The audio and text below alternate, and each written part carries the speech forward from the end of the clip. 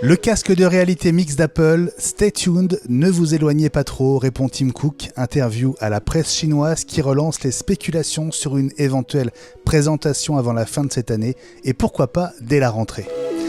Détecter la maladie de Parkinson, une nouvelle corde à l'actif de l'Apple Watch, les autorités de santé américaines ont donné leur feu vert, des dizaines de milliers de patients vont en bénéficier et ce n'est qu'un début, c'est l'info de la semaine.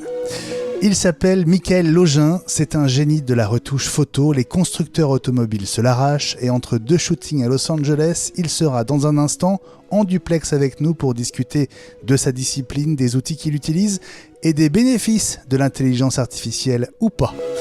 Pommes avec les premiers tests du MacBook Pro 13 pouces M2, il arrive demain vendredi. Pas dingue, il n'a de pro que le nom, dit même Engadget.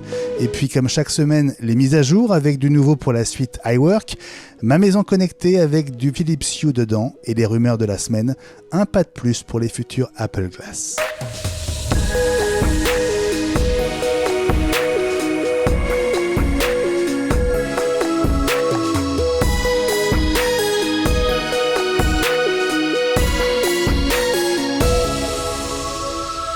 iWeek, la semaine Apple, épisode 96, 43 numéros déjà pour cette saison 2. Bonjour à toutes et à tous, en ce jeudi 23 juin 2022, bienvenue à chacune et à chacun d'entre vous.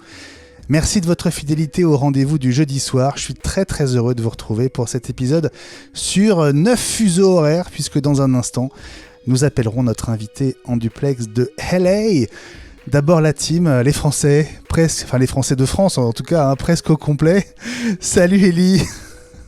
Bonjour Benjamin, bonjour tout le monde, ravi d'être là.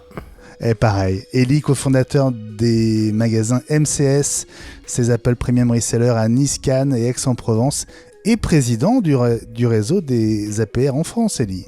Oui, depuis le temps qu'on le dit, ils se sont toujours pas aperçus que j'étais toujours président. Ils m'ont voté il y a 10 ans et ils m'ont oublié. Tu vois, c'est bon signe. Si ça allait pas, ils te l'auraient dit. Ouais, peut-être. C'est comment ça marche. Un jour, ils vont finir par s'en rendre compte. Ouais, c'est ça. Bon, salut François Letruedic. Salut Benjamin, salut à tous. Très heureux de vous retrouver en ce beau jeudi soir. Et désolé si vous entendez du bruit, c'est qu'il y a l'orage qui gronde en Bretagne. Eh ben écoute, on te souhaite d'être bien à l'abri. Tu as eu une semaine chargée avec des installations de Mac, d'iMac M1 dans tous les sens. Ouais, je vous ai envoyé des petites photos sur notre petite conversation. J'ai reçu 37 iMac, donc du coup il a fallu les déballer, les installer, etc. Et merci Apple au niveau de l'écologie, mais c'est vrai que mine de, quand on déballe 37 avec toutes les protections plastiques, par-ci, par-là, etc., t'as vite fait d'y passer une journée ou deux, donc voilà.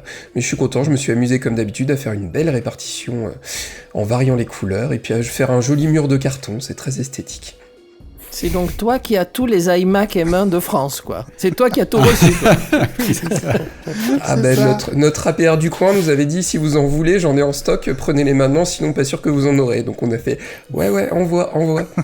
Bon bah écoute, en tout cas ça te fait un très joli mur, hein, effectivement, dans le couloir. Toutes ces boîtes, c'est magnifique. Une sorte de petit trompe-l'œil. Et salut à toi Fabrice Neumann. Salut à toutes et à tous. Salut la team. La team. La team. La team. La team quoi. Dis bonjour à Tim Cook. Non, mais non, la team. Non, salut Tim, hi. Depuis qu'ils se fréquentent, on l'arrête plus. Non, on sait qui nous dans écoute, ton bonjour, mais... sinon j'ai remarqué que tu pensais que Los Angeles c'était l'enfer parce que t'as dit LA. Avec un beau H devant et du coup t'as pas envie d'y aller. C'est vrai, si j'y vais. J'y retourne dans un mois, donc tu vois. Non, au contraire, je suis trop impatient. Et c'est vrai que je vous ai promis un invité en duplex de Californie où c'est le début de la matinée. Je suis très heureux, et on est très heureux de t'accueillir, Michael Login. Salut. Salut à tous. Enchanté. Enchanté, pareil. Bienvenue dans iWeek. Bon, merci de me recevoir. C'est l'heure du petit-déj pour toi. Ouais, tout à fait. Le petit-déj est passé, parce qu'ici, les gens se lèvent tôt. Ouais, c'est vrai. Mais ouais, c'est le matin. C'est le début de la journée. En bonne compagnie. Exactement. Et on est super content que tu sois là. Alors, tu es retoucheur, photo et coloriste. C'est ça. Et si on a le plaisir de t'inviter, c'est parce que tu es considéré comme l'un des meilleurs dans ton domaine. Alors c'est un sujet à la fois super pointu et fascinant. Bon, en un mot, c'est juste le sommaire, hein, mais combien de temps tu peux passer à retoucher une seule image ? Je pense que le maximum qu'on fait, avec les corrections clients et ce genre de choses, ça peut aller jusqu'à 4 jours, je pense. Ah oui. Wow. 4 jours, donc 40 heures de retouche pour une image. Mais ça peut aller, il y a déjà, quand les clients ne savent pas trop ce qu'ils veulent, ça peut aller beaucoup plus loin que ça. Ouais. Il y a beaucoup de choses à faire. Ouais. Et en même temps, c'est très très très subjectif en fait. Donc, Bon, écoute, tu es bien installé. On va te retrouver dans quelques minutes pour parler de ton métier, aussi des outils que tu utilises, de ce que peut-être l'arrivée des nouveaux Mac, du M1, du M2 change pour toi. Ça change beaucoup de choses. On a très envie de t'entendre. Et puis, comme on va parler d'un sujet, je crois, qui t'intéresse beaucoup, tu interviens évidemment quand tu as envie. Très très intéressant, je pense. Ouais. Ça va être passionnant. Et, ça va être vraiment cool, ouais. Et sans toi, comme chez toi, tu nous interromps absolument quand tu veux. Ok, je me gênerai pas. Merci. Alors, encore. chaque semaine désormais, dans la foulée de l'épisode hebdo, on enregistre un bonus juste après le générique de fin. Il est pour notre communauté Patreon qui le découvre chaque semaine. Nous, on les enregistre en mode... on n'enregistre plus, mais en fait, ça tourne encore. Et si vous voulez en profiter, c'est sur patreon.com/iweek. Et vous aurez aussi la satisfaction de nous aider financièrement. Et vous aurez notre reconnaissance éternelle, bien évidemment. Nous suivre sur Twitter, ça se passe @iweeknews. Suivez notre compte. Et puis, on compte sur vous aussi pour retweeter nos infos. C'est super important. Enfin, je vous rappelle cet autre podcast consacré à l'actu Apple, la quotidienne iWeek. Désormais gratuit, 5 jours par semaine, sur toutes les plateformes. Les 5 infos essentielles du jour en 5 grosses minutes. Et puis tant que vous y êtes, laissez donc un petit avis sur Apple Podcast et une note 5 étoiles. Vous êtes nos meilleurs ambassadeurs. Allez, dans un instant, le calendrier qui se rapproche peut-être pour le casque de réalité mixte d'Apple. Et on parlera ensuite de ce nouveau débouché pour l'Apple Watch. A tout de suite. L'événement de la semaine, c'est donc cette interview à la presse chinoise donnée par Tim Cook, interview réalisée le 14 juin, mais sortie il y a 24 heures, à peine plus, dans laquelle Tim Cook accepte d'évoquer le sujet de la réalité augmentée. Il ne parle pas d'ailleurs de réalité virtuelle, hein. Le sujet qui l'intéresse vraiment, c'est la réalité augmentée.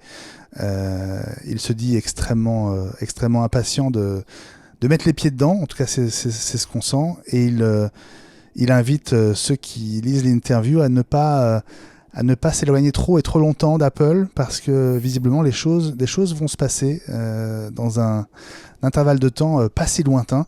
Je vous propose d'écouter cette interview de Tim Cook qui a été réalisée en FaceTime et donc en vidéo. Hi, Mr. Cook. Hi. Nice to meet you online. Chinese consumers are highly enthusiastic about VR and AR technologies, but some of them are not very satisfied with the products currently available on the market.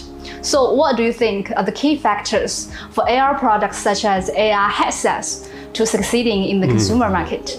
That's a great question. I am incredibly excited about AR, as you might know. And the critical thing to any technology, including AR, is putting humanity at the center of it. And that is what we focus on every day. Right now, as an example, we have over 14,000 ARKit apps in the App Store, which provide AR experiences for millions of people around the world. But I think despite that, we're still in the very early innings of how this technology will evolve. I couldn't be more excited about the opportunities we see in this space, and sort of stay tuned and you'll see what we have to offer. Voilà, Tim Cook qui dit stay tuned à propos du futur casque de réalité mixte ou augmentée. Est-ce que là, c'est une manière d'officialiser le fait que ça va vraiment arriver, Ellie? De toute façon, c'est pas officiel, mais tout le monde le sait. Ils l'ont présenté au board, donc ça veut dire que ce produit existe, contrairement à certaines voitures qui sont plutôt virtuelles. Donc on va bien finir par le voir. Hein. Mais non, Ellie, c'est de la voiture augmentée, on a dit. On va demander si jamais tu as fait des petites retouches sur une Apple Car pour faire croire aux gens qu'elle existe. Les NDA sont assez puissants, vous savez. Hein, donc, Damned. Bon, Mika, tiens, puisque tu es là et puisque tu t'intéresses au moins autant que nous à ces sujets, tu sais que le casque, c'est avec les lunettes, les futures lunettes de réalité augmentée, c'est un peu le projet qui nous fait tous rêver. Tim Cook qui dit Stay tuned, quelque part, c'est quand même une étape de plus, non ? Moi, ça me rassure en tout cas. Ça rassure mon petit enfant excité par cette technologie, en fait. Et c'est vrai que moi, j'avais testé le maintenant Meta, le Meta Quest que j'ai, et ça m'avait bluffé. Ça me bluffe encore aujourd'hui. Mais c'est vrai que ça enferme beaucoup les gens. Ça enferme beaucoup la personne qui l'expérience. Donc du coup, le fait que Tim dise et soit plus intéressé par la réalité augmentée, j'ai hâte de voir ce qu'il pourrait proposer, parce que c'est le dada d'Apple en fait, de faire des produits qui rassemblent les gens. Et j'ai l'impression que c'est quand même il prend la direction opposée de Facebook en fait. Enfin, de Meta maintenant, et j'ai hâte de voir, voilà, et j'ai l'impression qu'ils prennent deux chemins vraiment différents, et j'ai hâte de voir là où les intéressés vont aller, le public en fait. Ouais. Donc, Élie, avant d'aller vers Fabrice et François. Il y a deux choses en fait qui m'ont frappé dans l'interview que vous avez découvert en audio, même si on n'a pas mis l'intégralité. La première, c'est que Tim insiste que d'ores et déjà c'est une réalité, puisqu'il y a 14 000 applications dans l'App Store qui utilisent ARKit. Donc aujourd'hui, pas sur des lunettes ni un casque, mais elles existent. Donc ça veut dire que pour Apple, la réalité augmentée, c'est une réalité déjà.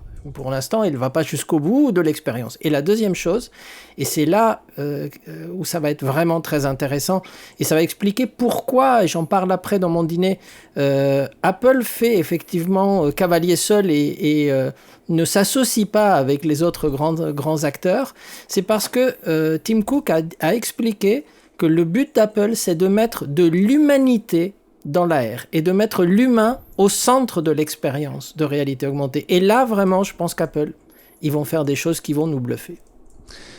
Fabrice, comment tu perçois cette interview, le fait que Tim Cook s'autorise à dire voilà, bougez pas, ça va pas trop tarder? Bon, moi, ça m'excite pas vraiment, parce que il a dit ça depuis... non, j'ai senti... oui, ça fait dans notre petite discussion, effectivement, en préparation de l'épisode, moi je me suis endormi quand on a parlé de ce sujet-là, parce que la réalité augmentée, Tim Cook, il en parle depuis des années. Alors on se moque gentiment parce qu'il avait dit une fois qu'il aimerait bien faire des tableaux numbers dans son casque de réalité virtuelle augmentée, mais il en parle, et puis on voit rien venir. Donc moi j'ai très envie aussi, comme tout le monde, d'essayer tout ça. Et en plus c'est la réalité augmentée, donc pas la réalité virtuelle. Donc on sait qu'on n'est pas à la fin de l'année ni l'année prochaine, etc. Donc le stay tuned, faut rester en apnée pendant 2 ans, c'est long, hein. Donc moi je comprends pas bien l'excitation. Enfin j'ai envie aussi, mais ce dont il parle, c'est pas prêt. Donc et donc peut-être que je me trompe et que ce sera donc d'ici la fin de l'année, mais pour l'instant je comprends pas. Moi je ne devrais pas dire stay tuned si ça prend 2 ans, mais qu'est-ce que t'en penses, François? Moi j'ai une info en breaking news. Je pense que l'Apple Car sera présenté à travers le casque de réalité augmentée d'Apple. Grâce aux images produites par notre ami Mika. On dira. Voilà. Non mais attends, sérieusement, si ça se trouve, Mika, tu bosses dessus et tu peux pas le dire. Mais je ne peux même pas répondre à cette question. C'est ça. Je bosse dessus. Donc, en anglais, on dit I can neither confirm nor deny. Exactly. Non mais donc, quand tout à l'heure vous allez voir la liste des marques avec lesquelles Mika a déjà travaillé dans le monde de l'automobile, c'est forcément t'es forcément sur le projet. Il y a S'il y a projet, ou alors peut-être que je ne suis pas dessus. Ah, c'est drôle. Bon, tu le diras en fin de conversation pour les Patreons, non, c'est ça? Abonnez-vous pour ça. Voilà, exactement. Évidemment. Ce sera dans le bonus. Non, mais alors, sérieusement, alors, vous savez quoi, on va se mouiller parce que là, effectivement, on n'a pas énormément d'autres billes à partager avec vous. Cette interview, elle est quand même non négligeable parce que moi, j'estime que le Stay Tuned. Allez, moi je vois pas un délai au-delà du début de l'année prochaine, sinon ça veut rien dire. Pour la présentation ou pour la commercialisation? Non, pour la présentation. Oui, je suis d'accord. Ouais. Oui. À mon avis, avant Noël. Donc dans les 6 mois quasiment pour moi. sûr. Voilà, ouais, c'est ça. Oui. Ouais. C'est quoi votre estimation, Mika? Tu dirais que ce serait quand la présentation du casque? Ben, je suis un peu comme Fabrice, je pense que c'est bien qu'ils le disent, ils disent stay tuned, tout ça, mais est-ce qu'il y a quelque chose de concret derrière? C'est la bonne question. Donc moi, idéalement, effectivement, fin d'année ou début d'année prochaine, mais en même temps, on attend toujours le Mac Pro en Apple Silicon. Donc c'est pas faux, c'est pas faux. Non, mais c'est très juste. non, mais je pense que le monde aujourd'hui, c'est beaucoup de teasing en fait. Les gens annoncent beaucoup de choses pour faire parler, mais ce qui se passe dans le monde aujourd'hui, il y a pas beaucoup de choses concrètes, on va dire. Donc on attend de la concrétisation de tout ça, et si c'est là où Apple est forte. Donc s'ils arrivent à concrétiser ça, c'est là où ils prendront tout le monde à court, et ça serait bien pour eux, comme ils l'ont fait avec le Silicon. Donc, ok, fair enough, comme on dit là-bas. Ok. François, tu dirais quoi comme timing? Moi, comme je l'ai dit, dans la quotidienne, à mon avis, une année, on s'attendait un peu à ça pour cette année, pour la WWDC. Moi, je miserais sur l'année prochaine, et on le dit et on le répète, mais c'est vrai qu'il y a une grosse partie de travail pour les développeurs. Donc, entre le moment où la techno va être présentée et le moment où ce sera commercialisé, il peut s'écouler au minimum 6 mois, voire plus, quoi. Donc, non, moi, à mon avis, le Stay Tuned, à mon avis, restez connectés, mais pendant un petit paquet de mois ou d'années, en espérant que ça finisse pas comme l'Apple TV, quoi. Enfin, la télé d'Apple, lapsus. Ok. Qui n'est jamais sorti, donc, c'est ce que tu veux dire. C'est ça. Bon, et Fabrice, toi, raisonnablement Non, mais je reprends. On espérait tous, et c'était l'analyse qu'on avait qui s'est révélée fausse, mais de voir quelque chose à la WWDC autour d'AirKit. Alors, il y a eu des nouveautés à AirKit, mais qui ont franchement pas fait la une des blogs. Hein. Donc, les briques avancent petit à petit, visiblement plus lentement, en tout cas que nous on souhaiterait, ça c'est sûr, mais peut-être aussi plus lentement qu'Apple le souhaiterait, notamment en termes de techno, pour tout ce qui est casque de réalité augmentée où on voit au travers, que ce soit par des caméras ou par des verres semi-transparents sur lesquels on projette des images. On a déjà parlé des objets de réalité augmentée pour lier par exemple à la série For All Mankind. Ça y est, on est à 10 minutes d'enregistrement. J'ai déjà parlé de For All Mankind. Je voudrais quand même qu'on note. Et que donc les briques sont prêtes, mais je pense que le matériel n'est pas prêt. Et je rejoins ce que disait François, il faut absolument qu'il y ait, même s'il y a déjà des applications qui sont dans l'App Store, elles sont pas adaptées à un casque que personne n'a encore jamais vu, à part peut-être le board. Donc il va falloir des mois avant pour que les développeurs s'y préparent. Donc voilà. Et d'ici la fin de l'année, il va y avoir l'iPhone et puis peut-être des iPad M2, des machins comme ça. Donc Apple va avoir du mal à faire de la place à un événement réalité augmentée, à mon avis. Donc début d'année prochaine. Oui, Ellie. Petite hypothèse pour essayer de contenter tout le monde. Moi, je verrais bien une présentation fin d'année ou début d'année prochaine, ça on l'a dit, avec déjà pour occuper le terrain, et ensuite avec une disponibilité du casque aux environs de la WWDC. Pourquoi ?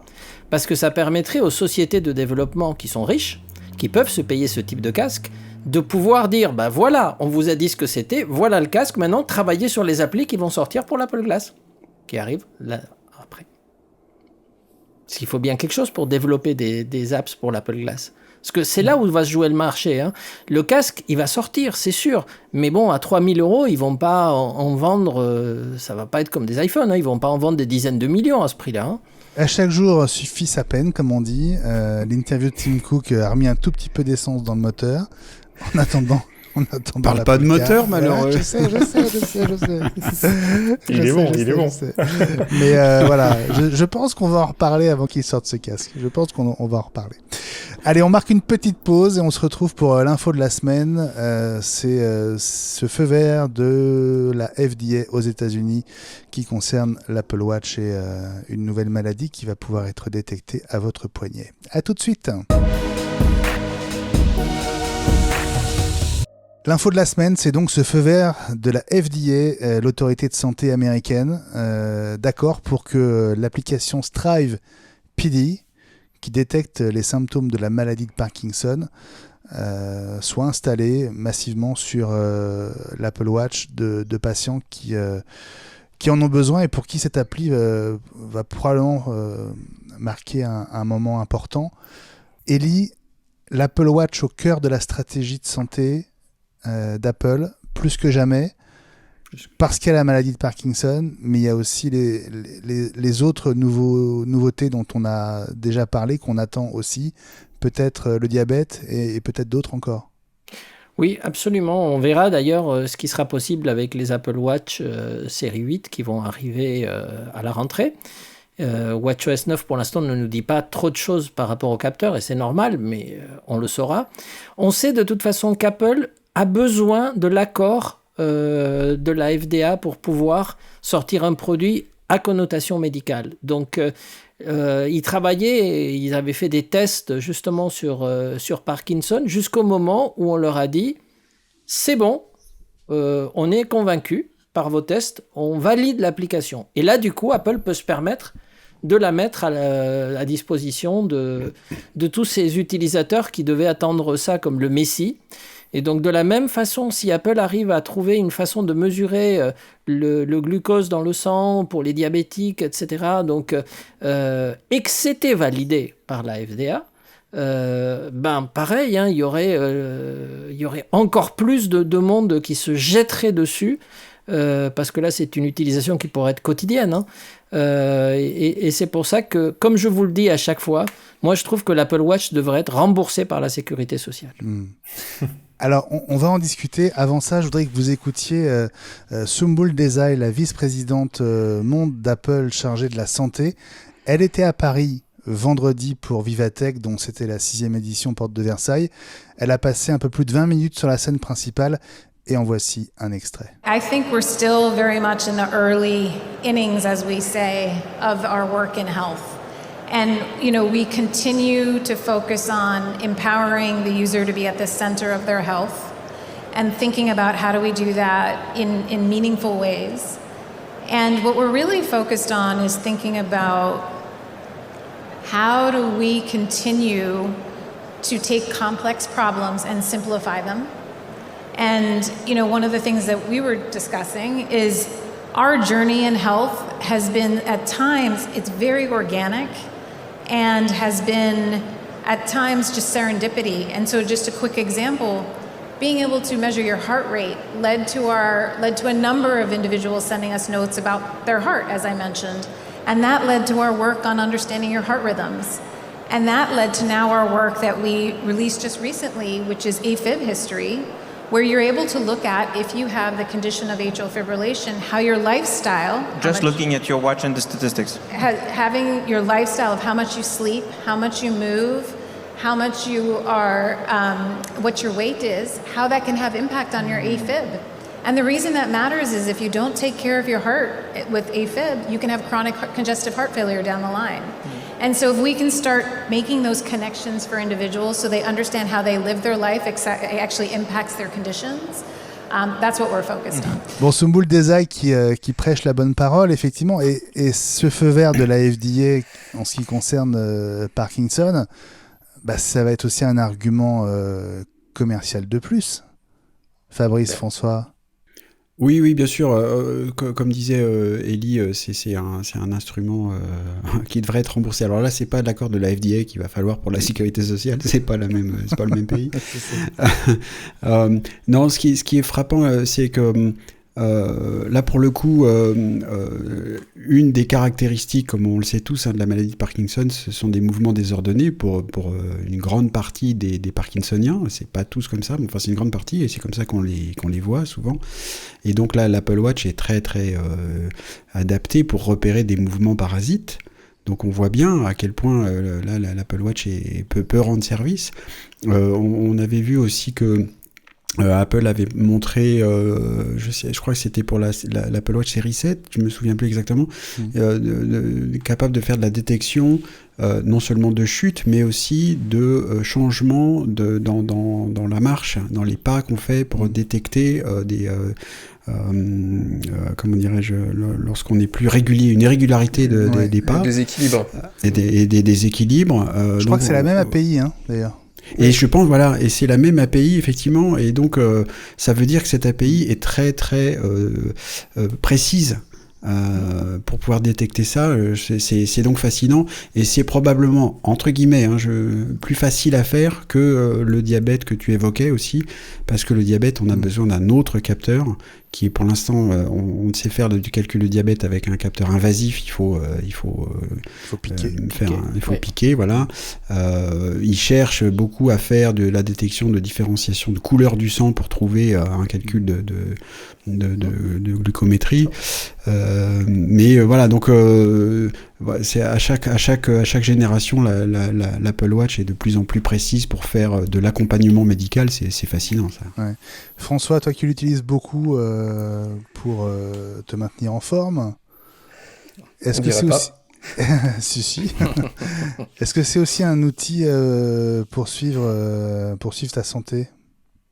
Ouais, alors on sent vraiment qu'Apple met le paquet là-dessus. C'est vrai que pendant la keynote, Apple, il y a eu énormément de communication de fait sur la partie suivi du sommeil aussi, sur la partie apnée du sommeil, etc.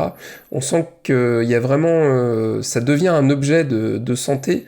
Moi c'est vrai que je joue pas mal avec, alors que ce soit pour des activités physiques, tu vois Fabrice, tu parlais de l'histoire de l'équilibre de la marche, je me suis amusé justement à aller regarder pas plus tard qu'hier mes statistiques de santé, et c'est plutôt sympa à voir, même au niveau de la VO2, au niveau il y a vraiment beaucoup et de plus en plus de capteurs de calcul de faits, et je trouve ça vraiment intelligent de la part d'Apple, et je pense que ce sera encore mieux le jour où on aura une batterie qui tiendra encore plus la marée. Parce que c'est vrai que moi j'essaie bien de dormir avec mon Apple Watch, mais moi je la décharge quand même énormément le soir. Généralement je suis à 30%, 20%, 30%. Et c'est vrai que si je veux dormir avec, il faudrait que je l'aille charger une bonne heure, quoi. Donc c'est un petit peu la limite que je mettrais à ça. Moi le capteur aussi que j'attendrais, c'est le capteur de température, parce qu'on a quand même beaucoup d'éléments. Et ce serait sympa de pouvoir l'avoir en statistique aussi. Maintenant je vous avoue que j'ai été touché par le Covid ou la Covid, je sais jamais comment on dit, il y a 15 jours, et je me suis amusé justement à regarder si mon taux de CO2 évoluait énormément, baissait, etc. Et au final, j'étais assez surpris, ça n'a pas bougé, j'étais à peu près dans les mêmes eaux que d'habitude. Donc je sais qu'il y a eu beaucoup de cas de baisse. Maintenant, voilà, j'ai pas fait un test empirique, un test scientifique, pas du tout, c'était juste par simple curiosité. Mais on sent vraiment que c'est le côté santé qui est mis en avant par Apple, et ça va continuer, ça va perdurer. Si ça peut permettre encore de sauver des vies et d'accompagner des gens dans leur maladie, je trouve ça, c'est un gros plus. Je trouve ça très intéressant de la part d'Apple. Michael Legin, toi qui vis aux États-Unis, je sais pas, est-ce que tu as une Apple Watch d'abord, toi ? Alors moi j'en ai une, ouais. Et je dis bien j'en ai une. T'en as et une. je rebondis justement sur ce que disait François. Moi alors je trouve la technologie incroyable.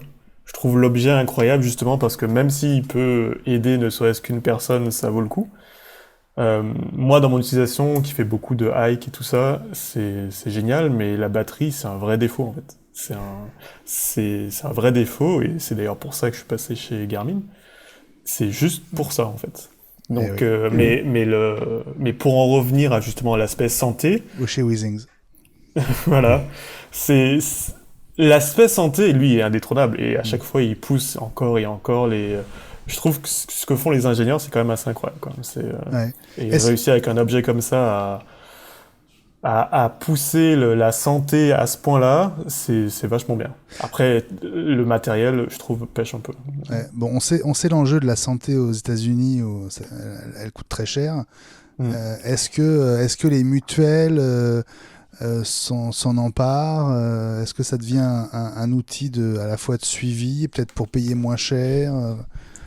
Absolument pas. Non. C'est ce que j'allais dire. Absolument Non. pas ici. Par contre, il y a un monopole ici d'Apple qui est incroyable. Enfin, je pense facilement que 9 personnes sur 10 ici portent une Apple Watch.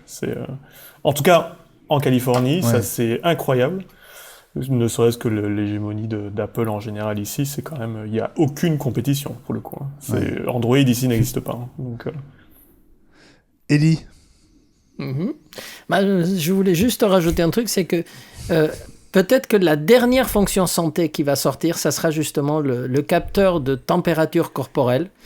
Parce que c'est purement de l'algorithmie, on en avait déjà parlé, et c'est le truc dont tout le monde va vouloir parler et qui est le plus facile à tester. Parce que bon, tester une fibrillation atriale pour le cœur, on espère ne jamais avoir à faire ce test un jour, mais bon, on peut pas y parler. Par contre, tester sa température, on va être tenté de dire « Ah ben tiens, là, je me sens un peu chaud, là ». Et il ne faut pas qu'ils se ratent là-dessus, parce que sinon, ils vont les tuer. Donc, ça sortira peut-être en dernier, quand ils seront sûrs que c'est fiable.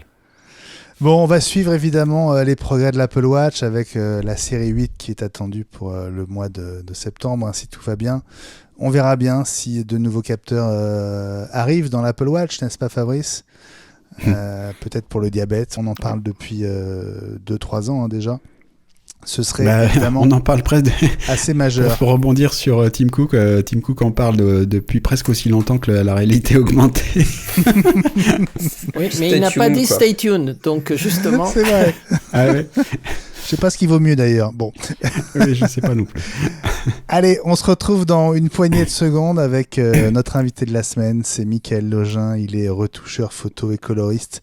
Il est en duplex de Los Angeles et ça va être passionnant. À tout de suite.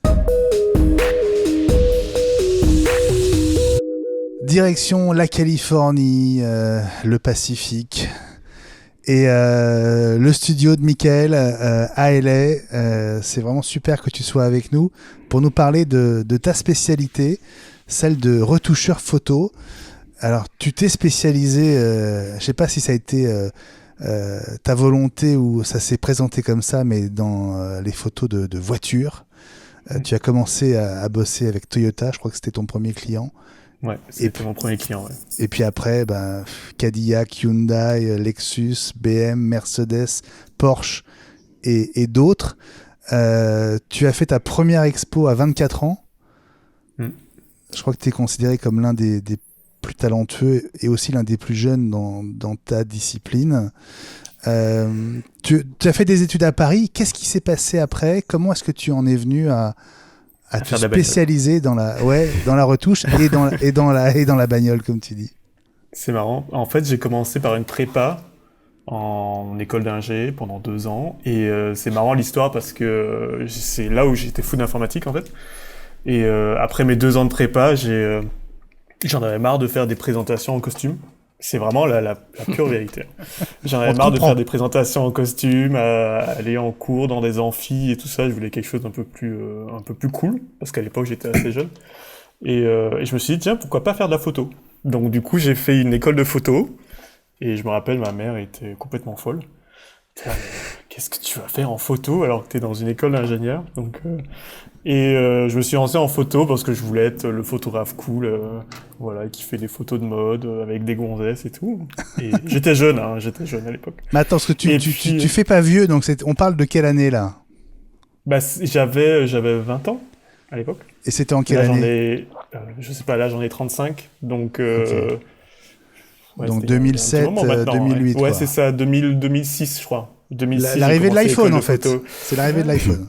Exactement. Mais en fait, tout est arrivé en même temps. En fait, l'iPhone, ma découverte du Mac, ce genre de choses, justement. Parce que du coup, moi, j'ai fait l'école de photo pendant 4 ans. Et c'est là que j'ai découvert l'univers Apple et Mac, parce que c'est une hégémonie aussi dans cette industrie. Et après ça, en fait, pourquoi la retouche ? Moi, j'ai appris la photo. Donc j'ai un bachelor en photographie, mais je me suis mis dans la retouche parce qu'à l'époque il fallait payer les factures et que être photographe en France c'est assez long.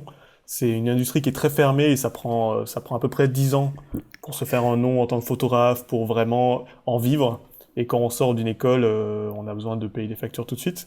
Et donc du coup la retouche, moi j'avais déjà commencé la retouche pendant mes études et puis je l'ai poussée après mes études et puis en autodidacte en fait. J'ai eu un prof qui était incroyable, une informatique, qui m'a vraiment boosté à mort là-dedans. Et du coup, c'est là où je me suis plus épanoui, dans la retouche plutôt que la photo. Mais comment tu as deviné que tu pourrais vivre de la retouche? Parce que aujourd'hui, avec un Photoshop, on a l'impression que n'importe qui peut, entre guillemets, retoucher une photo. Bah, je pense que c'est en même temps, au même moment où justement je me suis spécialisé dans l'automobile, en fait. Parce que il y a énormément de personnes sur le marché, encore plus maintenant, il y a une créativité qui est incroyable. Tu parles de photographe ou de retoucheur?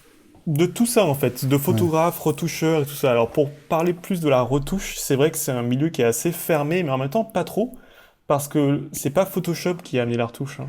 Donc, la retouche, ça existe depuis que la photographie existe. Donc, on retouchait les argentiques. Moi, j'ai retouché des argentiques en chambre noire et tout ça. Donc, la retouche a toujours existé, mais pendant longtemps, Photoshop a été, on va dire, malmené, parce qu'elle a été une très mauvaise image, en fait, de la retouche en règle générale. Donc, c'était plus du bidouillage et du trucage qu'autre chose, non? Oui, Photoshop, au début, Photoshop refaisait ce qu'on faisait en argentique, c'est-à-dire corriger des imperfections, des pellicules et tout ça.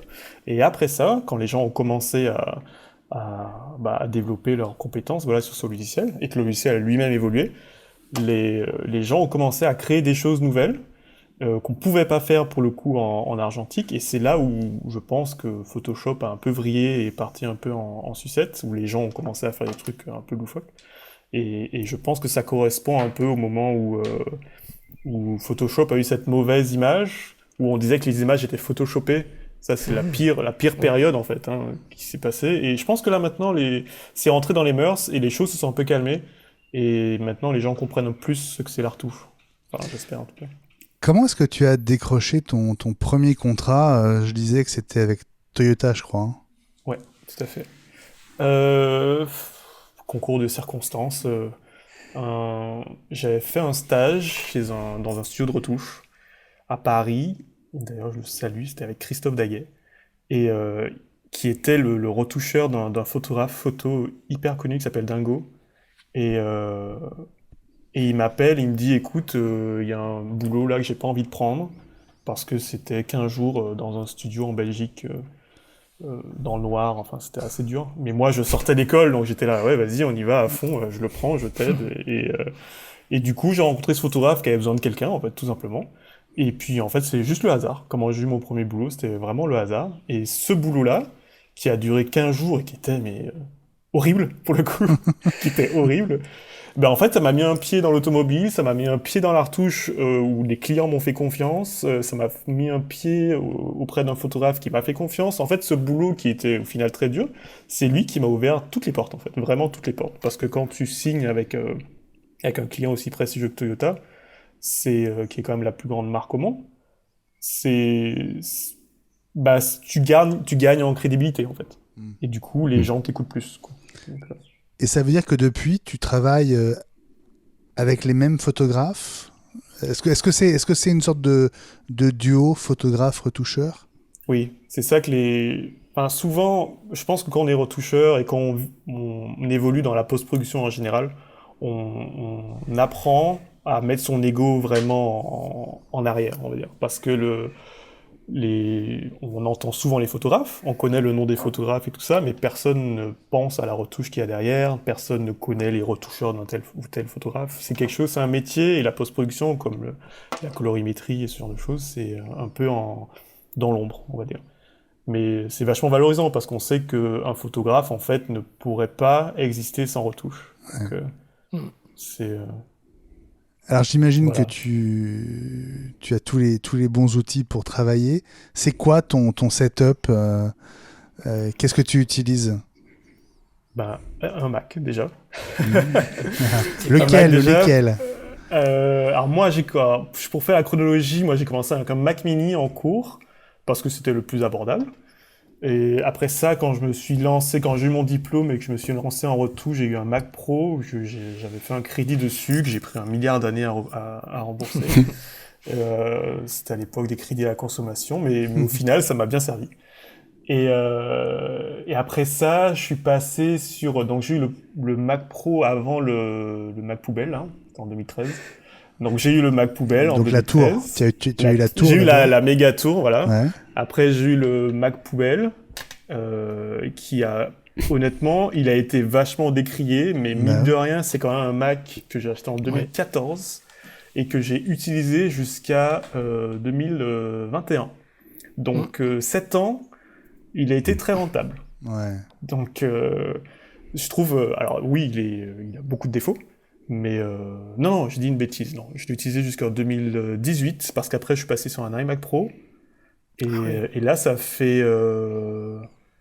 quelques temps que je suis sur les M1, et là en ce moment, en tout cas, ma config actuelle, c'est un MacBook Pro 16 pouces M1 Ultra, je crois, avec 64 Go de RAM, et c'est une tuerie en fait. C'est incroyable. Ça doit être un M1 Max. Max, oui. Ouais, Max. Oui, c'est ça. Le Ultra, c'est sur le studio. Ouais. Oui, c'est un M1 Max, oui, tout à fait, désolé. C'est ça. Je te le dis parce que sinon tu vas te faire taper dessus par Twitter, donc je préfère que tu te corriges en direct. Ou alors on va se dire, ah mais lui il a un proto, comment il a fait? mais au final, voilà, en fait, je pense que c'est un bon... la machine et ce qu'il y a dedans, ça a très peu d'importance en fait. C'est marrant, hein, parce que moi j'ai toujours été un geek à regarder les specs et tout ça, mais c'est vrai qu'à force de bosser et tout ça, moi le seul truc que je regarde, c'est est-ce que la machine elle tient le coup, et est-ce que je peux ouvrir des images de 25 Go avec un ordi, et c'est le cas. Et je trouve ça incroyable. Donc... Alors, qu'est-ce que ça a changé de passer de l'iMac Pro au MacBook Pro M1 Max? Je pense qu'il gère la mémoire beaucoup mieux. Je suis pas assez technique pour connaître exactement comment fonctionne la gestion de la mémoire. Mais à l'usage, qu'est-ce que ça a changé? À l'usage, c'est beaucoup plus réactif, c'est beaucoup plus snappy, comme on dit, c'est beaucoup plus...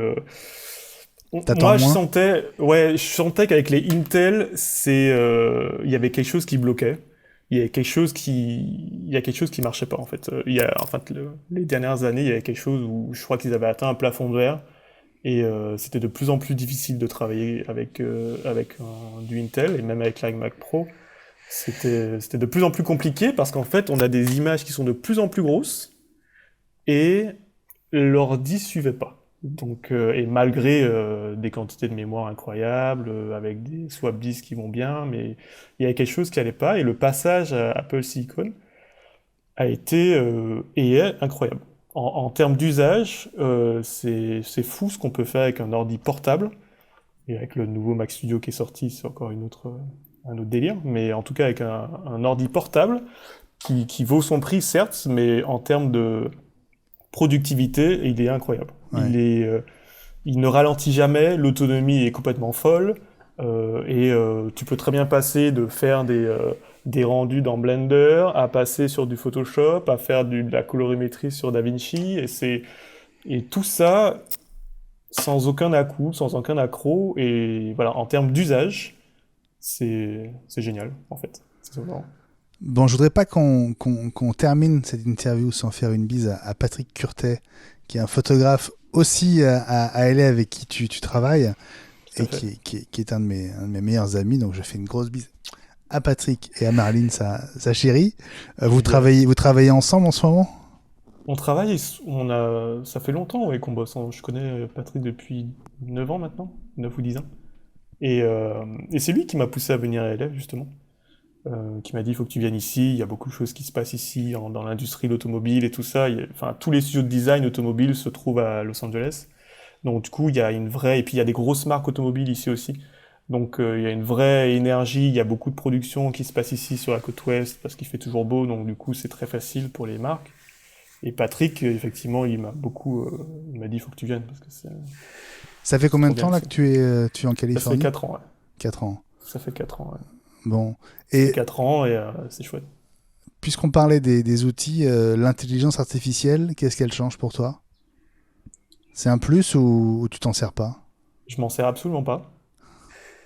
Je trouve qu'à chaque fois que Adobe rajoute des choses, c'est, on va dire, inutile, on va dire, dans mon cas. Pour toi?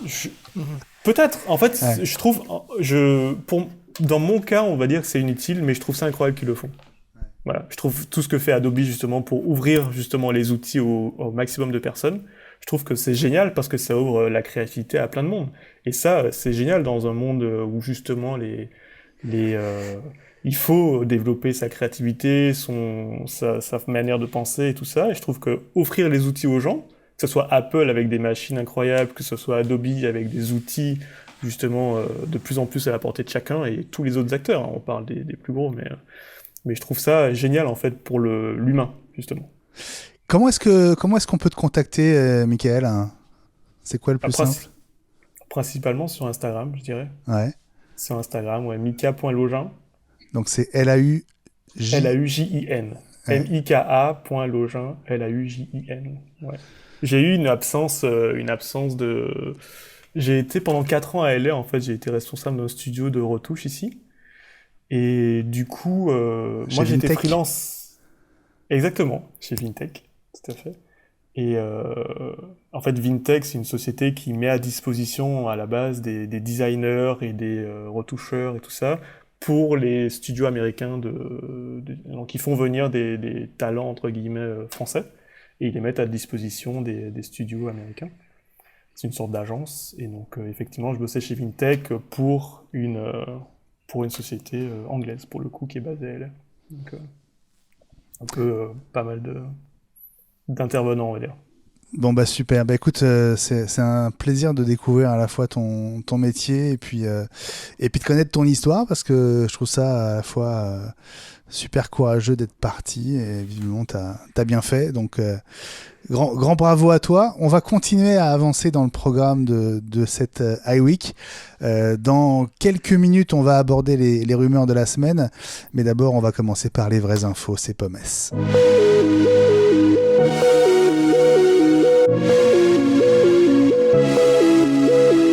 Pommes, les 3 infos de la semaine et on commence par les premiers tests du MacBook Pro 13 pouces M2 qui sont arrivés en attendant le MacBook Air M2.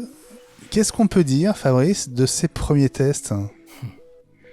Alors, disons tout de suite, je crois qu'on La est tous patate d'accord chaude. que c'est patate chaude, parce que bon, pour les auditeurs donc qui n'ont pas la chance d'avoir la couleur, personne ne veut en parler de celui-là. Alors je suis tout seul à vouloir en parler. Mais non. Si. Moi, je hyper trouve que enthousiaste. c'est intéressant comme les premiers tests sont arrivés, donc qui confirment la puissance de cette puce M2. Ce qui me frappe déjà, c'est que dans cette machine qui coûte en gros 1500 €, j'arrondis un peu, elle est plus puissante que l'iMac Pro, premier modèle qu'évoquait Mika tout à l'heure. Moi je trouve ça complètement fou et donc ça confirme la révolution Apple Silicon que Mika évoquait tout à l'heure, c'est-à-dire que cette machine qui est donc, je confirme, là je suis d'accord avec tout le monde, il faut pas l'acheter, enfin, c'est-à-dire que le nombre de... Si, quand même. Si, j'espère que les gens vont l'acheter. Hein. Non mais en gros...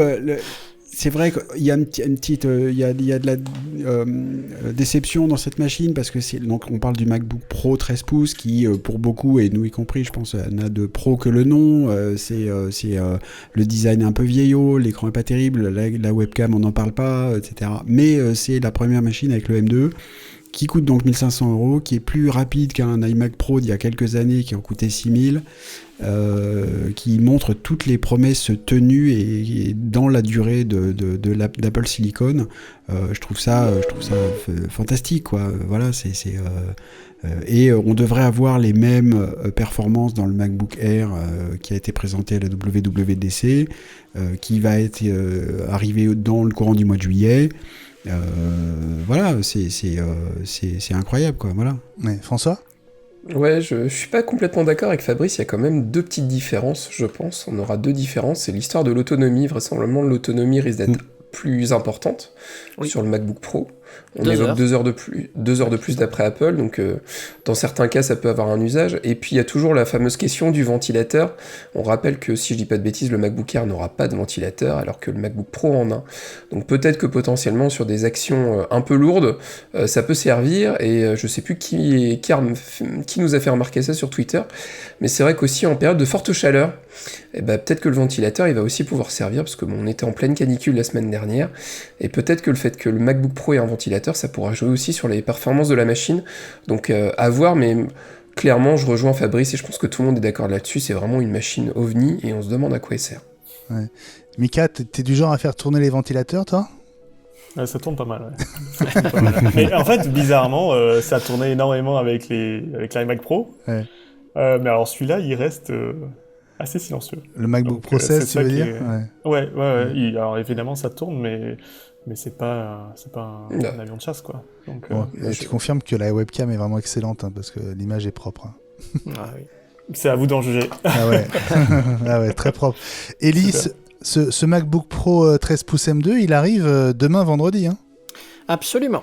Donc, on pourra le découvrir en démonstration dans nos showrooms et les gens pourront même l'acheter s'ils veulent. Donc, il sera disponible. Alors, ce qu'il faut savoir, c'est avec le M2, c'est que ce processeur, en fait, est comme on l'attendait. C'est-à-dire, c'est un processeur évolutionnaire. On a parlé, les premiers tests, le problème, c'est qu'ils sont faits avec Geekbench. Et tous les tests sont faits avec Geekbench. Et Geekbench, il va tester la puissance en application qui utilise un cœur, en multicœur et point.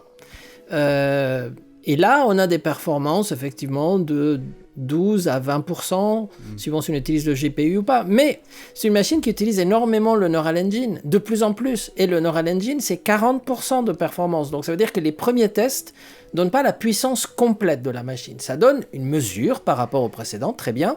Mais à l'usage, les gens, par exemple, qui vont utiliser une application de retouche ou d'autres, et qui utilisent un peu le Neural Engine, alors c'est pas fait pour envoyer des mails, hein, mais là on n'a pas vraiment besoin de puissance, hein, mais vont s'apercevoir que c'est quand même plus intéressant. Après, le deuxième côté, qui n'a rien à voir avec le M2, c'est le design, et évidemment, avoir présenté du M2 sur une machine traditionnelle et du M2 sur une machine ultra fine avec une nouvelle couleur, un écran plus puissant, etc., les gens disent « Ah oui, mais on veut le M2 sur le MacBook Air ». Donc, bon, et celui-là n'est pas disponible, hélas. Voilà, donc c'est pour patienter aussi, comme on dit.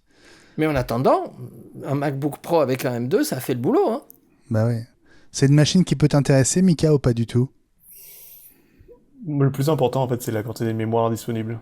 Et ils n'ont pas encore annoncé, je crois, M2 Pro ni Max, il me semble. Pas encore. C'est juste on est sur du M2 classique. Donc, la mémoire, c'est le plus important. En tout cas, dans mon usage. Ok, ouais. Ah oui, donc un maximum de 24 Go, c'est pas suffisant pour ouvrir tes images à 25, du coup. Pas du tout. Pas du tout. Il faut un minimum de... Enfin, c'est le grand minimum, 64. Ouais. Sinon, idéalement, 128 ou... Et ça, c'est le Mac Studio. 256. Ouais. C'est le Mac Studio qui fait ça. C'est ça. Mais en tout cas, avec 64, déjà, c'est génial. Ça va mieux. Bon, on passe à la deuxième news de ce POMES. Alors, on va à l'autre bout du monde, on part en Chine. Le mois d'avril avait été catastrophique. Les ventes d'iPhone avaient... s'était effondré, hein. C'était très largement lié au confinement et au Covid. Et forcément, puisque les mesures de restriction ont été levées le mois de mai, c'est dans l'autre sens. Donc, plus 147%. Les ventes d'iPhone en Chine par rapport au mois d'avril, en mai. L'an dernier, l'augmentation entre avril et mai n'avait été que de 22%, donc de 22 à 147%, il y a quand même une grosse différence. L'iPhone serait à 20% de part de marché en mai, contre 9% en avril. Et puis l'autre signe positif, c'est les expéditions d'iPhone fabriquées en Chine, donc vers le monde entier. Plus de 40 millions d'exemplaires serait parti de Chine rien qu'au mois de mai. 40 millions en un seul mois, c'est pas mal, hein ? C'est énorme. Ouais. Une petite broutille. C'est encore de l'iPhone 13 ? Oh bah oui. Oui. L'iPhone 14 un tout petit peu après. Hein. Ils doivent être en train de le produire, mais pour l'instant, il est encore stocké là-bas. Il ne va pas tarder à voyager. Oui, mais comme le disait François dans La Quotidienne, c'est quand même assez remarquable que, alors qu'on est en juin, quasiment au mois de juillet, Apple vende encore autant d'iPhone 13, sachant, et tout le monde sait que l'iPhone 14 arrive dans 3 mois, quoi, Fabrice. Alors, tout le monde le sait pas, justement. On est dans une petite bulle ou une grosse bulle. Enfin, nous, on parle de ça tous les jours. Il y a aussi les vrais gens qui ont envie. Donc, c'est pas nous, hein, voilà, qui ont envie de changer d'appareil, qui y pensent depuis 6 mois parce que c'est aussi un budget et qui, à un moment, quand ils se décident, ils se disent bah voilà, je connais celui-là, on m'en a parlé, j'ai vu un copain qui l'avait, etc., etc. Donc, c'est pour ça que le rythme de vie d'un appareil est pas seulement au moment de la présentation au mois de septembre, octobre, et on se précipite dessus. Ça, c'est nous. Après, voilà. Oh, tout le monde a un petit neveu qui va dire non mais attends mamie, attends septembre. Non, mais ça dépend parce que si mamie elle a un iPhone 12 à donner au petit, il sera content. Vas-y mamie. T'as raison.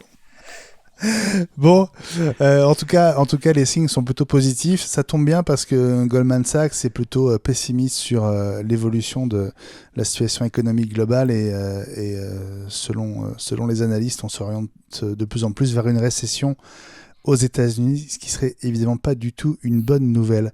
La troisième news de ce POMES, c'est ce fameux nouveau chargeur 35 watts à double port USB-C qui commence à livrer ses secrets et à être ouvert, disséqué, coupé en deux,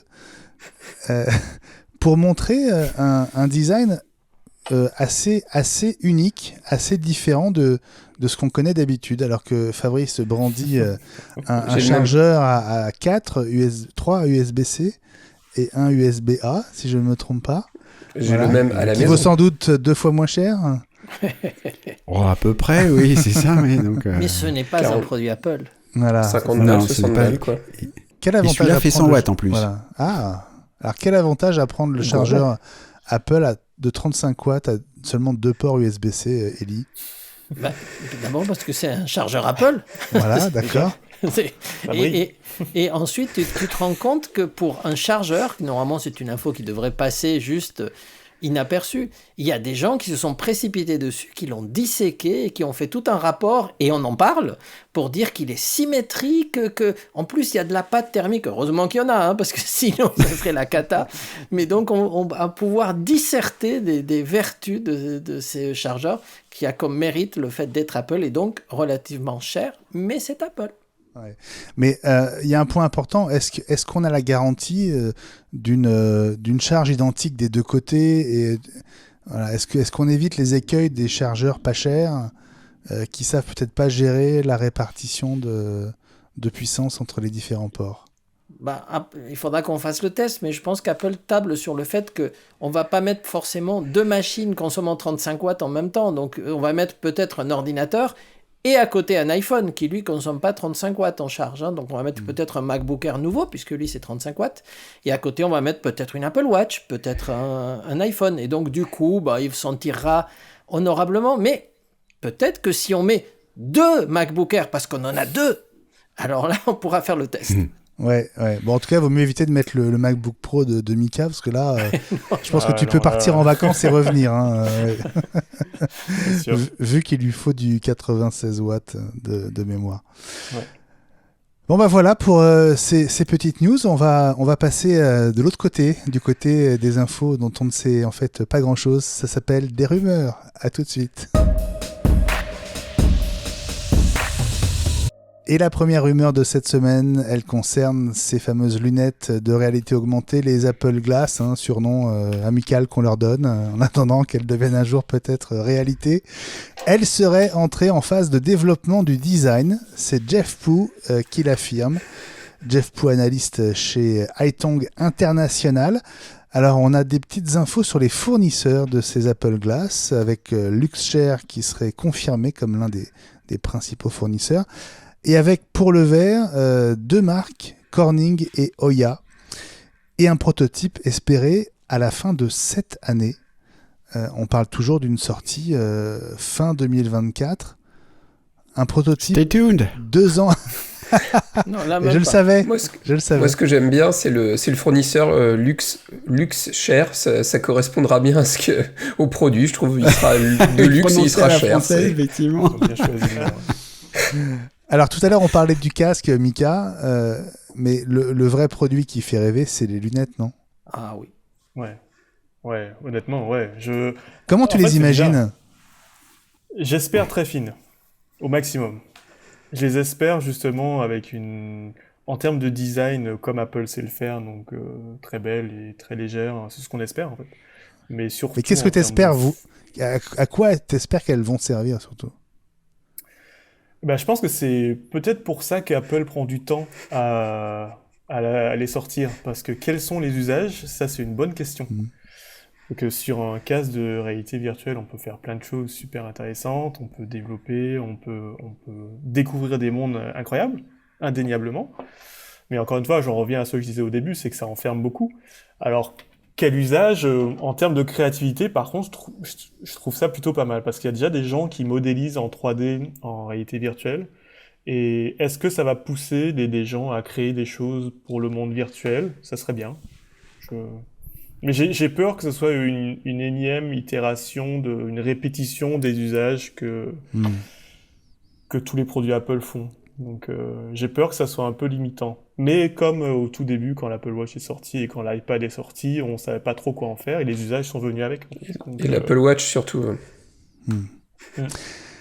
Alors, autre rumeur de cette semaine, elle concerne BOE, alors qui a quand même fait une très grosse boulette, puisque ils avaient quasiment signé des dizaines de millions d'écrans vendus à Apple pour être intégrés dans les futurs iPhone 14 et 14 Max. Et puis, en cours de route, ils ont fait une petite modif sur les écrans, mais sans prévenir Apple, qui s'en est rendu compte et donc il a assez mal pris.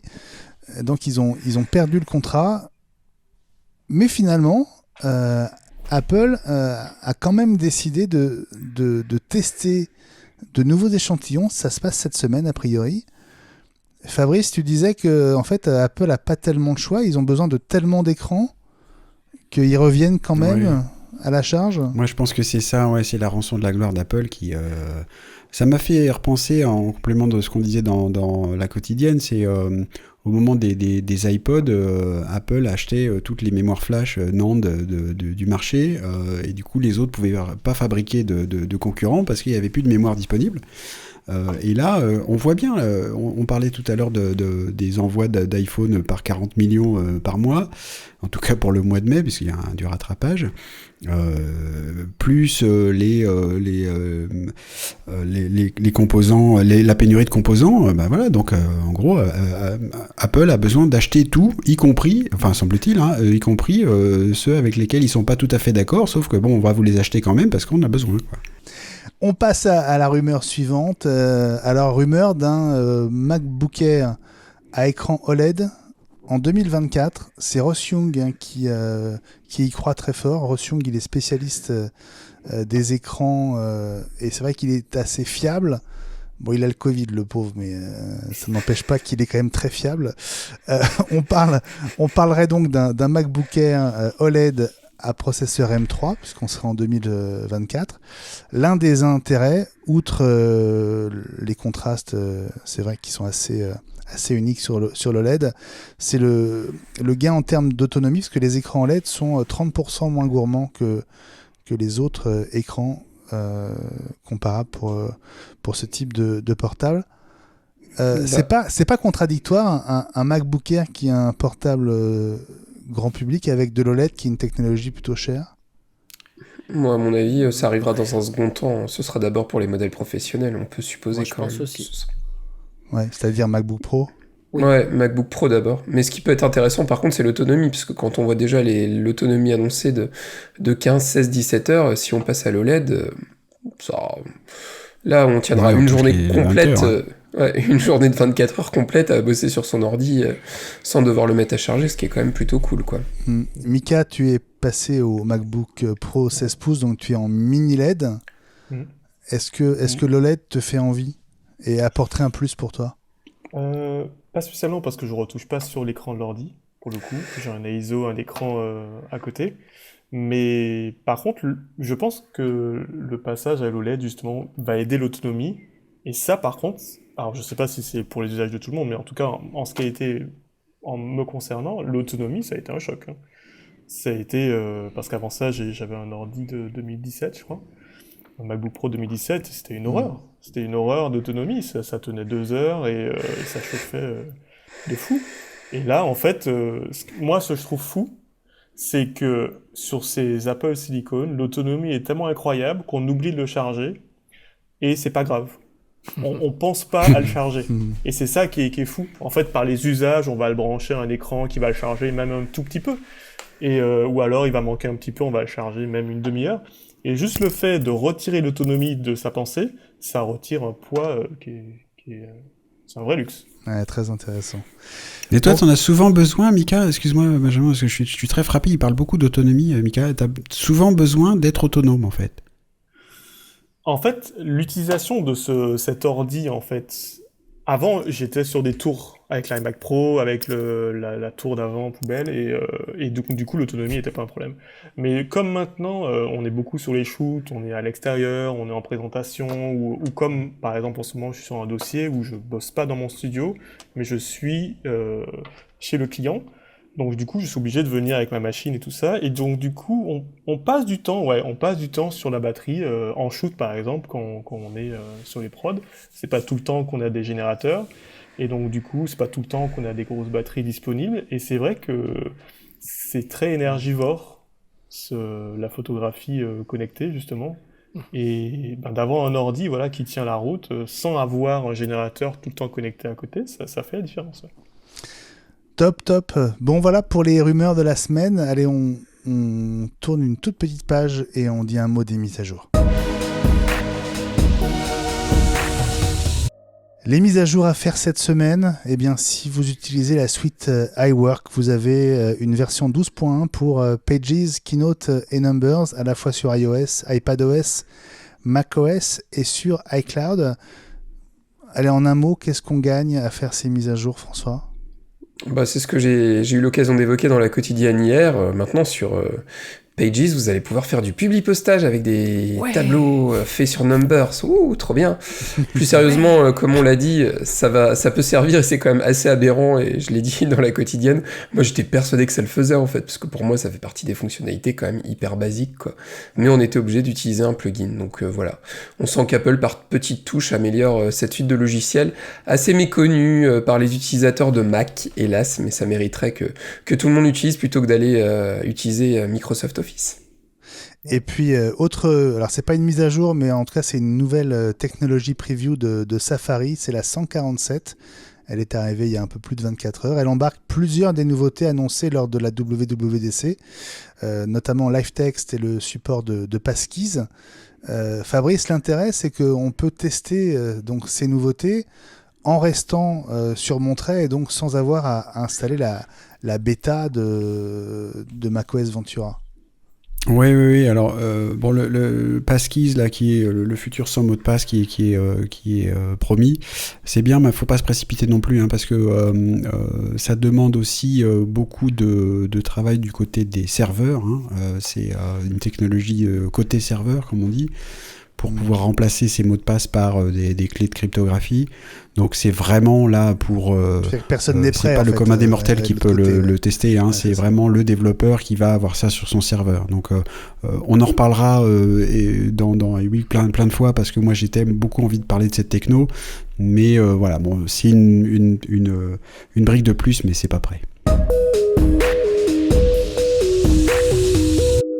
Le dîner d'Eli, entrée plat dessert, en plus c'est gratuit, c'est Eli qui invite. Eli, oui. On est à table, à toi le service. Écoute, pour l'entrée, je peux dire que pour une fois, je suis assez d'accord avec le PDG d'un grand constructeur automobile qui est Volkswagen. Donc le PDG, Herbert Diess, a dit dans une interview qu'il ne pensait pas qu'Apple allait sortir une voiture, mais plutôt un logiciel qui pourrait s'intégrer dans les tableaux de bord des voitures en parlant évidemment de la présentation de CarPlay 2.0. Et donc, comme moi je vous dis depuis des années que je pense qu'Apple va faire un système d'intégration dans le véhicule, que ça sera du logiciel, et maintenant connecté à du hardware et qui pourront le proposer aux autres constructeurs, lui il dit voilà, si Apple veut un jour faire une voiture... très bien, mais moi je pense qu'ils iront plutôt dans du logiciel, et pour une fois je suis d'accord avec lui. Écoute, on est partant pour les deux, je crois. Oui, on verra. Allez, le plat de résistance. Alors, on reste dans CarPlay, figurez-vous, hein, donc j'essaie d'être cohérent. Figurez-vous qu'il restait un constructeur, à part Tesla, hein, bien sûr, qui n'avait pas encore CarPlay, et en fait, c'est Polestar qui est la division électrique de Volvo, qui vient d'adopter CarPlay. Alors bon, ça, ok, c'est un constructeur de plus, pas d'intérêt. Mais pourquoi c'est intéressant comme info ? C'est parce qu'ils utilisent à travers Android. Alors, bon, quel est l'intérêt de dire pour utiliser CarPlay ? Parce que la voiture est équipée en Android Auto. Et justement, c'est ça qui est très intéressant dans cette info, c'est qu'il existe vraiment une foultitude de petits boîtiers pour tous ceux qui veulent faire des choses sympathiques sur leur CarPlay. Je parle à plein d'auditeurs qui vont comprendre pourquoi. En fait, vous mettez un petit boîtier. Ça coûte entre 100 et 250 €, suivant les fonctionnalités que vous voulez. Ce boîtier boot sous Android Auto, ou Android version 9 à 11, et vous permet d'utiliser CarPlay aussi, y compris en Wi-Fi, mais ça vous permet surtout d'utiliser Android Auto, c'est-à-dire que tout ce que vous voulez faire avec CarPlay qu'Apple ne veut pas que vous fassiez, par exemple utiliser Netflix, c'est très mal, ou des applications d'IPTV, ou des choses comme ça, vous êtes dans votre CarPlay, vous êtes content, ça marche super bien, etc.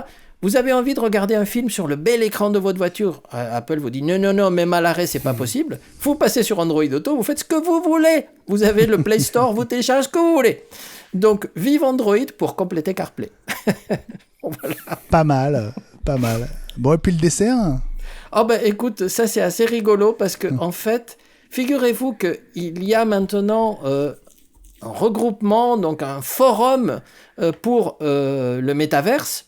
Il y a de plus en plus de noms, mais Apple a dit non, pas pour moi, je ne veux pas de votre métaverse, parce que Apple, figurez-vous, veut le faire effectivement dans le casque de réalité virtuelle, quelque chose de très technologique, très orienté, on verra quand il sortira, mais donc ce que veut faire Meta et les autres, ça ne les intéresse pas, et pourtant il y a des gens prestigieux, puisqu'il y a Meta bien sûr, il y a Microsoft, il y a Sonic, il y a Nvidia, il y a Adobe, il y a un nom qui était dans la liste avant, mais que j'ai laissé pour la fin, Epic Games. C'est là, quand ils ont vu Epic Games, ils ont dit « Ah non, surtout pas eux, pas encore !» Tu veux dire qu'Apple avance sur le même sujet, mais sans dire qu'ils vont faire partie du projet Metaverse, c'est ça ? En fait, ce qui se passe, c'est qu'à partir du moment où vous êtes dans ce forum, vous êtes obligé d'appliquer, c'est un peu comme Matter, vous êtes obligé de partager vos API, de partager votre expérience pour être intercompatible et faire des choses qui vont marcher d'un univers à l'autre. Apple a son univers, ils ne veulent surtout pas, à ce stade, en parler aux autres. Le jour où le casque sera présenté ou le jour où le casque sera commercialisé, peut-être que dans une V2, ils se rapprocheront de ce métaverse si ça les intéresse, mais je pense que le métaverse d'Apple, si tant est qu'il s'appelle un jour métaverse, sera très différent de ce que vont faire les autres. Bon, merci beaucoup Elie pour ce dîner à la fois automobile et virtuel. On se retrouve dans quelques secondes avec les news côté domotique, HomeKit, ma maison connectée. François, des nouvelles domotique HomeKit? Quelques petites news du côté de Philips, la gamme Hue qui est très bien et qui est très sympa, et il y a plein de nouveaux produits qui ont été présentés cette semaine. Alors je sais pas si vous vous souvenez, on a eu l'occasion de parler de la petite lampe Hugo qui était plutôt pratique, qui fonctionnait sur batterie. Ils viennent de sortir un nouveau modèle qui fait un peu lampe de chevet, je trouve ça assez sympa, en noir, avec un joli abat-jour, donc qui a l'avantage de fonctionner, ou blanc, qui a l'avantage de fonctionner sur batterie, donc c'est-à-dire que vous pouvez l'utiliser dehors, par exemple. Elle est étanche en plus, donc vous pouvez pourquoi pas l'utiliser sur votre terrasse pour cet été, une fois que la lumière du barbecue sera éteinte, au moins ça pourra vous servir à vous éclairer. Ils ont aussi présenté donc une techno un peu originale. En fait, c'est un système de rails aimanté sur lequel vous allez pouvoir fixer d'autres types d'éclairage.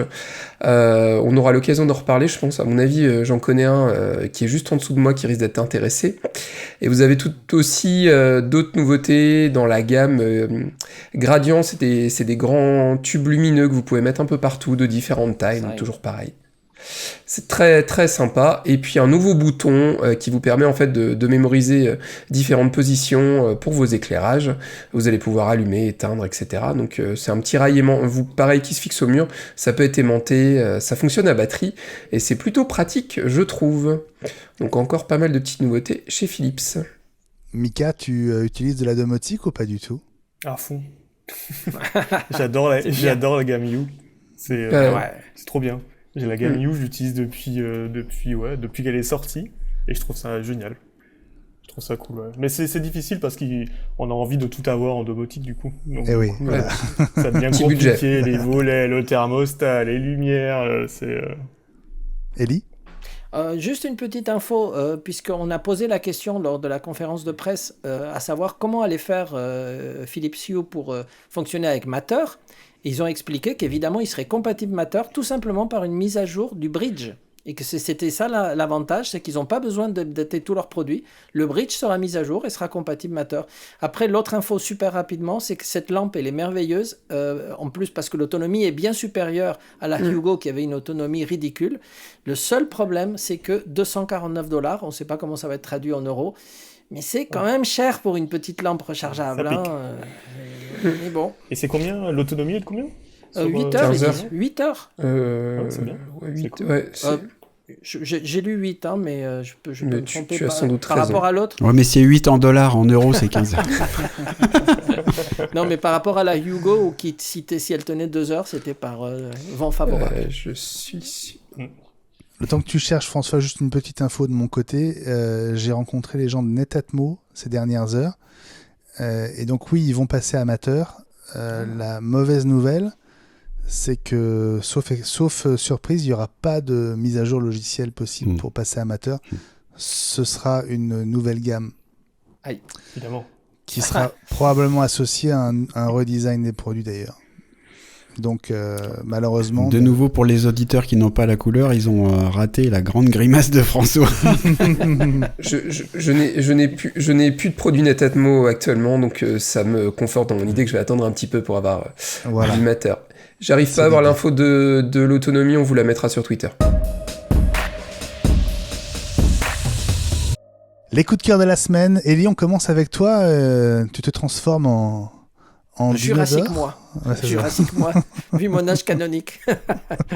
En fait, non, j'ai découvert, parce qu'au départ, je ne l'avais pas regardé, les documentaires qui sont sur Apple TV+, sur justement l'ère préhistorique, parce qu'au départ, je pensais à un Jurassic Park revu et corrigé.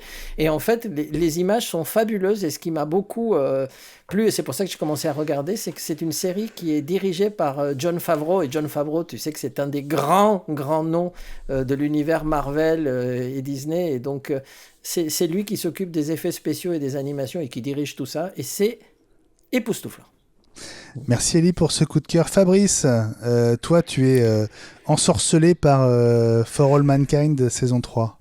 Ouais, alors donc je vais reparler de For All Mankind, j'en ai fait au début, je le fais à la fin, mais il y a un détail dans l'épisode 2 qui m'a fait absolument marrer, alors je vais pas trop spoiler, mais pour faire la suite, même pas du tout, mais donc pour ceux qui ont, pour nos contributeurs Patreon, ils ont eu le droit à une formidable histoire du Newton par Ellie, et on voit ce qu'aurait pu être le Newton. S'il savait continuer, voilà, donc finalement j'ai pas tellement envie d'en dire plus, mais voilà, comme on sait, For All Mankind, parmi les trucs que j'adore, c'est la réécriture de l'histoire, et notamment de l'histoire technologique, et il y a donc un placement produit d'un produit Apple qui n'a jamais existé, qui est à une sorte de nouveau Newton. Je trouve ça génial, moi cette série m'explose la tête, je trouve ça génial, et ce détail en particulier, voilà. Trop bien, et c'est sur Apple TV+, donc hein, si vous l'avez exactement raté. Moi, de mon côté, je voudrais reprendre une info qu'on avait évoquée dans la quotidienne. En fait, c'est l'idée de cet internaute qui s'appelle Jonathan White. Vous le trouvez sur Twitter à l'adresse Schwa, SCHWA. Et il est en train de créer les supports adaptés aux différents modèles de Mac pour pouvoir poser votre iPhone, vous savez, au-dessus de l'écran et bénéficier de la fonction continuité qui a été présentée avec Ventura lors de la WWDC. Ça va permettre d'utiliser votre iPhone comme d'une deuxième webcam, notamment avec cette fonction qui va vous permettre de simuler une caméra au-dessus de votre tête, alors qu'elle ne sera que fixée à l'écran de votre Mac portable. Voilà. Évidemment, il faudra trouver une imprimante 3D, mais ça risque de coûter quand même moins cher que les supports de chez Belkin, non ? Il y a des chances. Probablement. Directement vendu sur l'Apple Store, donc on sait ce que ça veut dire. Mika, est-ce que tu as un coup de cœur à partager avec nous ? Moi, j'ai un coup de cœur. C'est la sortie d'Unreal Engine 5. Qui est sortie, la sortie officielle qui est sortie, je sais pas, il y a 5 ou 6 mois. Ouais. Et je trouve que déjà c'est gratuit, donc ça change. Et je trouve ça génial parce que cette itération, en tout cas, c'est une super possibilité pour les gens d'exprimer leur créativité, de créer des visuels cinématographiques et de qualité professionnelle. Et je trouve que la sortie de la version 5 donne beaucoup plus de possibilités aux gens et c'est beaucoup plus accessible et c'est très bien pour que les gens puissent exprimer leurs envies, leur créativité, leur vision. Je trouve ça génial. Voilà, donc Unreal Engine 5. Ouais. Le coup de cœur de Michael Login qui était en direct avec nous depuis Los Angeles dans iWeek.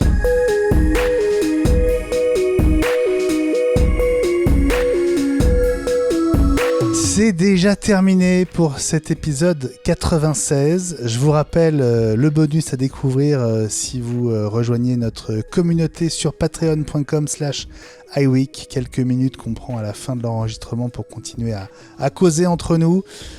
En mode on n'enregistre plus mais en fait ça tourne encore. Twitter @iWeekNews pour garder le contact tout au long de la semaine et puis réagir à l'épisode, nous poser les questions qui vous viennent. Mika, on peut rappeler le moyen de te joindre peut-être ? Sur Instagram, mika.login, mika.login, Laujin. Si vous avez besoin d'un des meilleurs retoucheurs dans la place, vous avez... Même pour discuter. Et même pour discuter, voilà. Et parce même pour discuter. L'humain est pour moi primordial. Donc, voilà. Tu salueras Patrick Curtet et les Français de Los Angeles pour nous. J'espère qu'on se verra un de ces jours in real life, comme on dit. Avec plaisir. Et pas dans Unreal. Je te conseille vivement la quotidienne iWeek, notre podcast quotidien gratuit. C'est un très très bon complément à la semaine Apple. Chaque jour, du lundi au vendredi, les 5 infos essentielles dans l'univers Apple et aussi de l'écosystème dispo sur toutes les grandes plateformes de podcast. On a besoin de votre soutien et de vos avis et de vos notes 5 étoiles, donc ne vous privez pas, notamment sur Apple Podcast. Salut la team, salut Fabrice, Ellie et François. Bonsoir. Salut chef. Salut. Bonsoir à tous. Bonne fin de semaine à vous, passez un super week-end. On se retrouve jeudi prochain, on sera le 30 juin et ce sera l'épisode 97. Je sais pas si vous êtes comme moi, mais ça sent un peu la 100e, non ? Allez, je vous souhaite une très très bonne semaine et à très vite pour un nouvel iWeek. Salut à tous.